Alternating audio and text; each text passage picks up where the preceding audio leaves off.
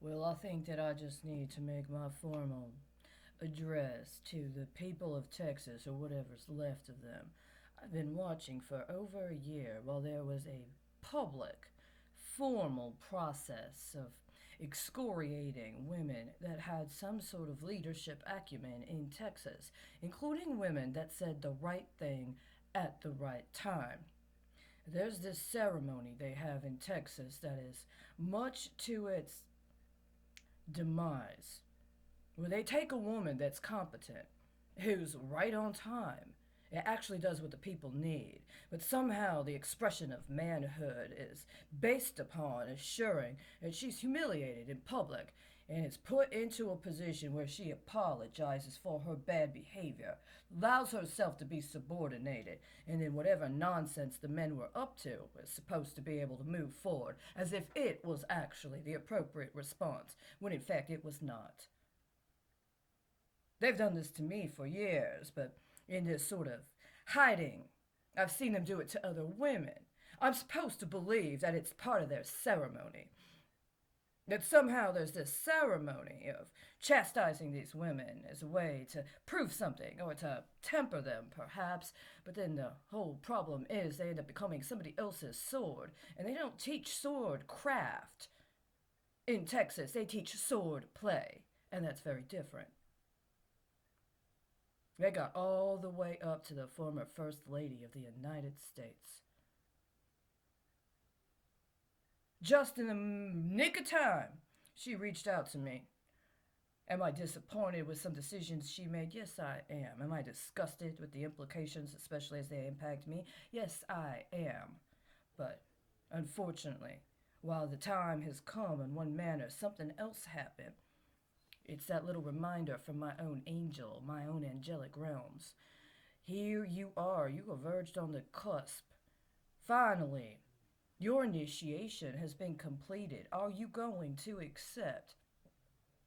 Well, here's the problem. Last night I found something I had been exposed to when I first got to Texas. A woman, an attorney. I tried to contact her. So I did one of these things before I really realized what it was. I was just getting to know about these special gifts I have. You take a document, you open it up randomly. Is that what you're looking for? Yes, it is. Maybe you close it, you do it again, you open it up randomly. Is that what you're looking for? Yes, it is. Do it a third time, open it up. It's exactly what I was looking for. She and I are right there. I know it was several hundred pages. Who could get through several hundred pages of nonsense like this? Some prattling woman writing things, got this kind of punctuation, this kind of grammar. I didn't find any typos in what she wrote.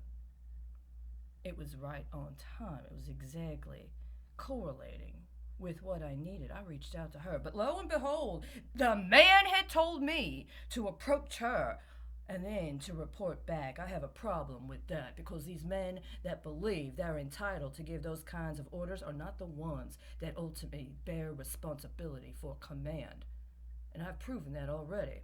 That's why, unfortunately, despite my good faith effort, I cannot persist in reading any of the alleged opinions allowed to be put into the name of at least two former attorney general in Texas that are not yet dead.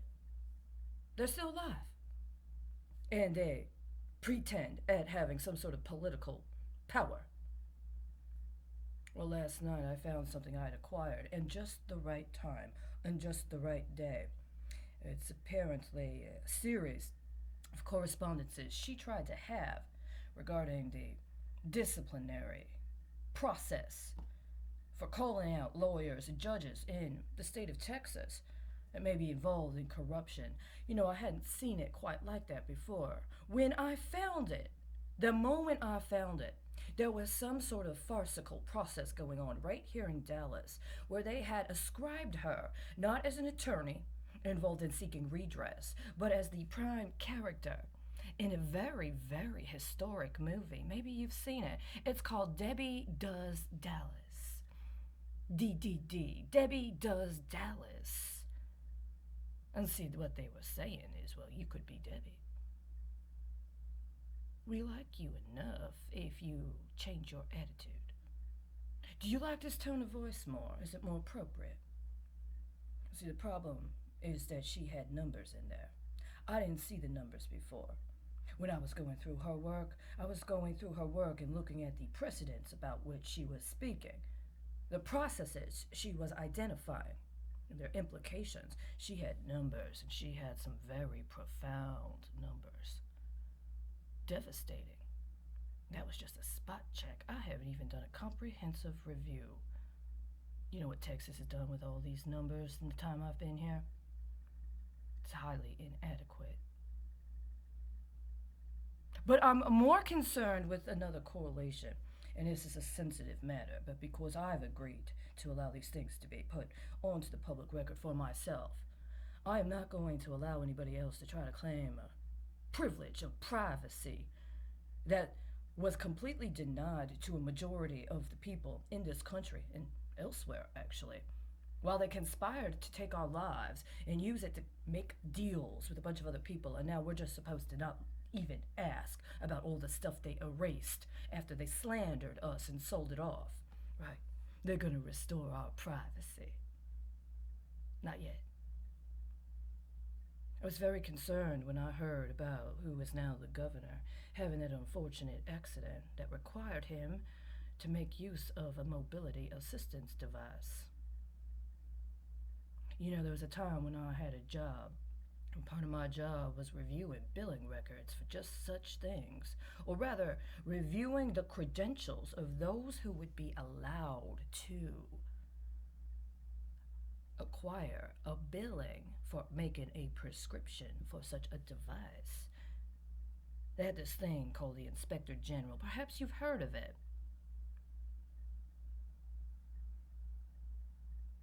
The Inspector General was discussing all of these nefarious people, foreign-born people mostly, attempting to abuse their process of being able to bill people for prescription items, specifically and especially mobility assistance devices, and then allowing them to be exported abroad for cheap. You know, Medicare and Social Security did not think highly of such practices.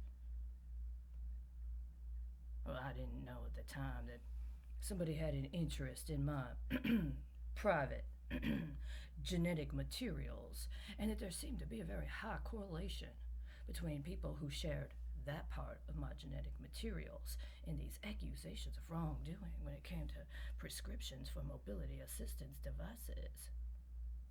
Now we're talking about the other side of those private genetic materials.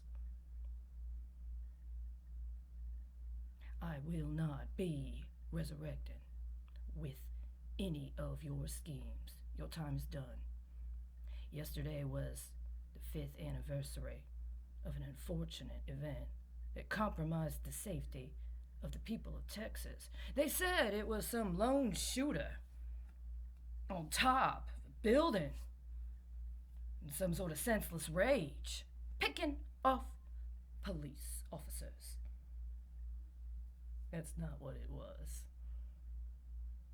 And that police officer who just happened to be on site at the Home Depot in enough time for that lead to hit his flesh, and then all those acts of securities fraud that happened in the first 24 hours, first 48 hours, first 72 hours.